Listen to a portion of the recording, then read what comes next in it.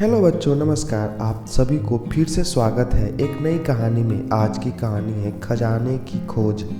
एक गांव में एक रामलाल नाम का एक किसान अपनी पत्नी और 4 लड़कों के साथ रहता था। रामलाल खेतों में मेहनत करके अपने परिवार का पेट पालता था, लेकिन उसके चारों लड़के आलसी थे जो गांव में वैसे ही इधर उधर घूमते रहते थे। एक दिन रामलाल ने अपनी पत्नी से कहा कि अभी तो मैं खेतों में काम कर रहा हूँ, लेकिन मेरे बाद इन लड़कों का क्या होगा? इन्होंने तो कभी मेहनत भी नहीं करी, ये तो कभी खेत में भी नहीं गए। रामलाल की पत्नी ने कहा कि धीरे धीरे ये भी काम करने लगेंगे। समय बीतता गया और रामलाल के लड़के कोई काम नहीं करते थे। एक बार रामलाल बहुत बीमार पड़ गया। वह काफी दिनों तक बीमार ही रहा। उसने अपनी पत्नी को कहा कि वह चारों लड़कों को बुलाकर लाए। उसकी पत्नी चारों लड़कों को बुलाकर लाई।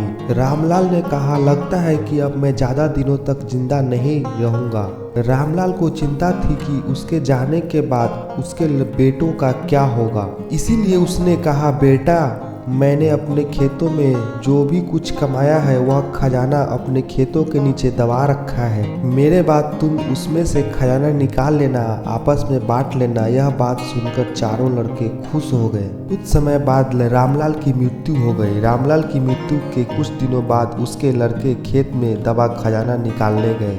उन्होंने सुबह से लेकर शाम तक सारा खेत खोद दिया, लेकिन उसको कोई भी खजाना नजर नहीं आया। लड़के घर आकर अपनी माँ से बोला, माँ, पिताजी ने हमसे झूठ बोला था, उस खेत में हमें कोई खजाना नहीं मिला।